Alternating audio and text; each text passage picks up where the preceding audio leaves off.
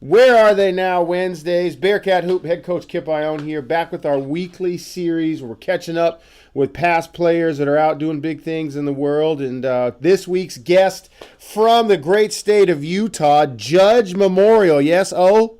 Yes, sir. Yes, Good to be Oliver here. Hughes, class of 2013, led the NWC in three-point shooting percentage his senior year. Oh, how you doing, man?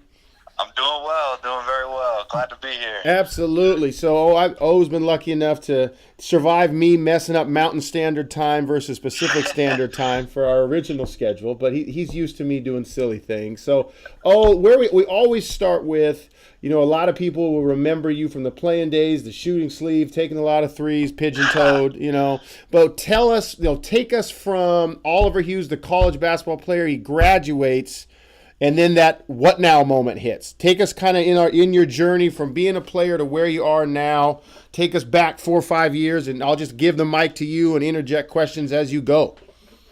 Perfect. Yeah, so right after I graduated, or right before I graduated, trying to figure out what I wanted to do, the big plan was always to go to business school. And I remember J.J. Davis, one of your assistants at the time, Yep.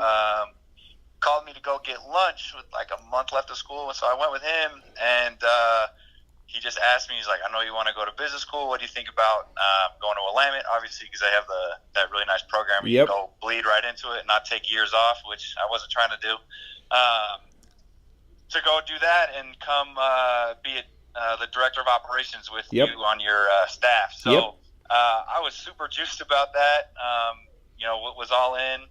Went and did 2 years. I didn't do the 3-2 obviously, but did my 2 years at Yep. business school.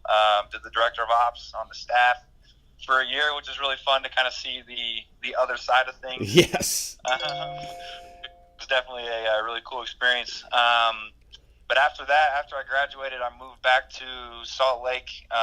As you know, I'm big time homebody. Yes, you are loyal. You are always been loyal. To the end. So I got a job here working at Overstock.com. Was on their marketing team, selling sofas and area rugs, which was awesome. And then after that, I actually jumped ship and went to the company where I'm at now called Jane, which is kind of like Etsy.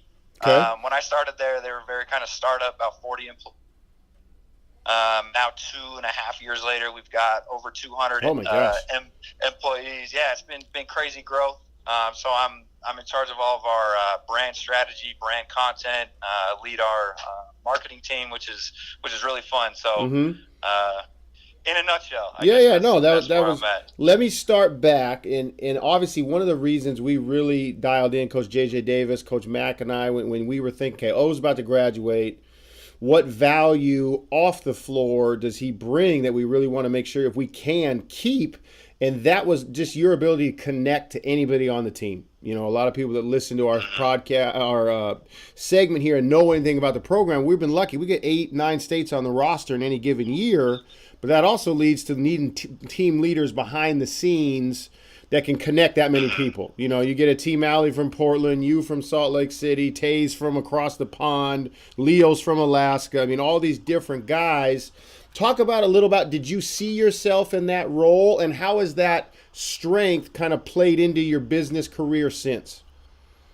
Yeah, kind of for me, it was a big thing where, I came from Salt Lake. I didn't really know anybody. I mean, that was kind of for a lot of people up in the Pacific Northwest there, kind of knew people through other people and things like that. And so as soon as I, hit campus, I kind of wanted to hit the ground running, just meet as many people. Obviously, it's great playing basketball to have a circle right away. And so, I really just made it a goal to get to know everybody, because these are going to be, you're going to spend more time with, that group of 15 guys than you will anybody else. And it was always really kind of cool to me to see where everyone came from, their different wakes of life to come play basketball, especially in the 4 years I was there was all kinds of different personalities there. And I always just valued getting to know people, building connections, building up my network. And Is that how has that played forward for you? Whether it's at business school, whether it's at your first stop now with Jane, like talk about is that have you found that to be a strength? Have you found that to be something you've had to utilize? Yeah, absolutely. I mean, I think kind of the people you know will help position you to where you want to go. Mm-hmm. I think being able to develop relationships with anybody not only helps obviously in the workplace, where you know can strive to a goal together.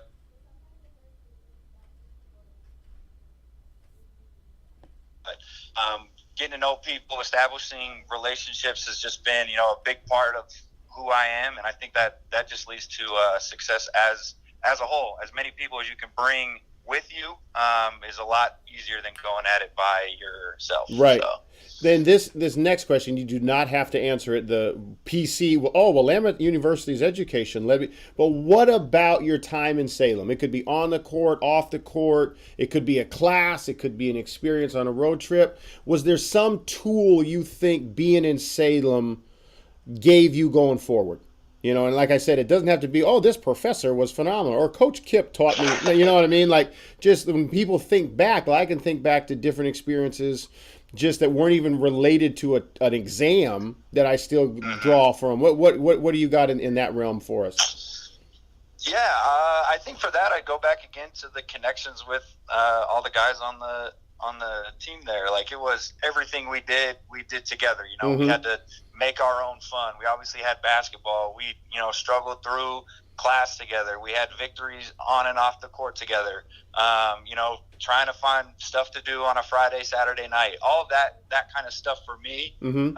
rather than one individual instance, was Gotcha. really big. Is to like just going at different things in all weeks of life Yeah. together with that group of guys. Oh, looking back on your playing career, high school, collegiate, as a shooter, one of the things that was always impressive about you was your ability to stay confident in yourself, no matter what your shooting percentage was that current week, that month, what your minutes were. You never lost faith in yourself. How has that kind of served you going forward, or something else from your playing career that is really you've relied on still? Yeah.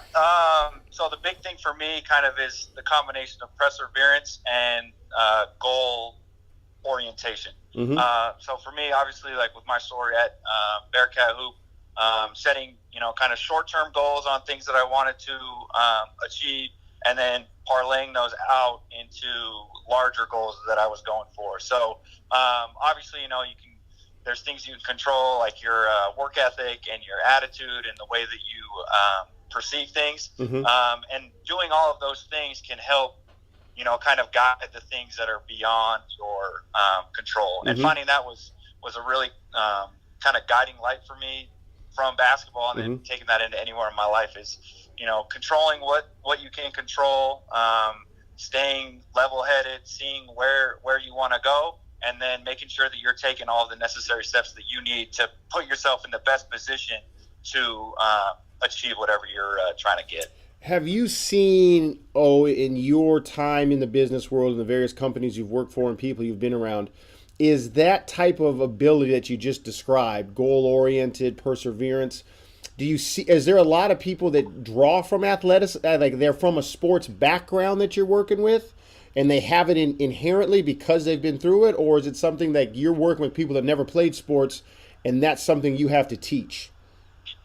Yeah, I think it's a combination of both, actually. It's funny because in the people that I have interviewed throughout the years, I can always tell the people that played sports without even having to ask, just in the way that they answer a question. Yeah.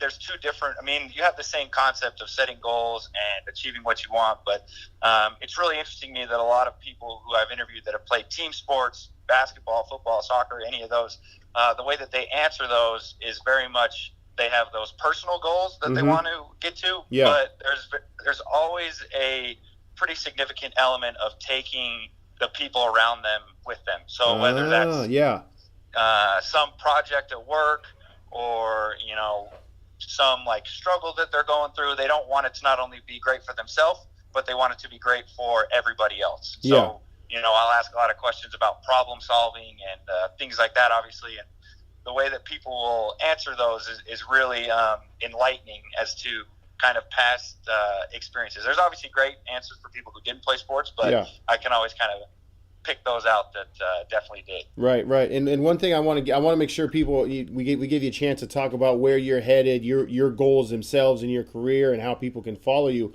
But one quick story I want to make sure everybody knows: Oliver is one of the guys on our Team Room mural, and if you followed any of our social media platforms, you'll see we talk about the Team Room mural a lot because we believe in leaving a legacy, and we always hammer home that guys up there aren't necessarily, oh, he scored 1,000 points, he's automatically up there. O's up there because of exactly what we've been talking about in that perseverance. Because I hope you don't mind me sharing. Like O wasn't a guy that started for 4 straight years. There was plenty of times O wanted to punch me in the face, and probably rightfully so. But the thing about Oliver was he always was willing to come to my office and ask, Coach, what do I got to do to get out there? What do I got to do to help us? And the great part that I always felt for him and why he's on the wall is as a senior he got to do that. Like he never quit. And his perseverance allowed him to help us in that last year when it meant the most to him. So I'm glad you've put that to use as well, making money. Oh, absolutely. It's always a good thing. Tell people out there, how can they keep up to date with you? And I know you got a social media presence. And where are you headed? Is it with your current company, moving up the ladder? Is it expanding your portfolio? What's next for Oliver Hughes? Yeah, definitely. In terms of following me, social media, as you said, Instagram is oliver.hughes12. On Twitter, it is OllieBaby12. Shout out to Coach Plank, our coach for that. Yes. That has stuck with me throughout the years, and everybody always asks why I have that name. Right. That's definitely why. So, and then in terms of work, really liking where I'm at now. Like I said, we've seen insane growth. Kind of got in at the sweet spot with the brand that I'm at. So continuing to develop that and see where we can position Jane.com. That's all. And that's how people can. You guys got social media presence, I'm sure, for Jane? Yep. Yeah, absolutely. It's Jane or Very Jane on all of the channels. So. Perfect, man. Hey, where are they now? Wednesdays, class of 2013, Oliver Hughes. Oh, thanks, man. I appreciate it. Of course. Thanks for having me. It's fun.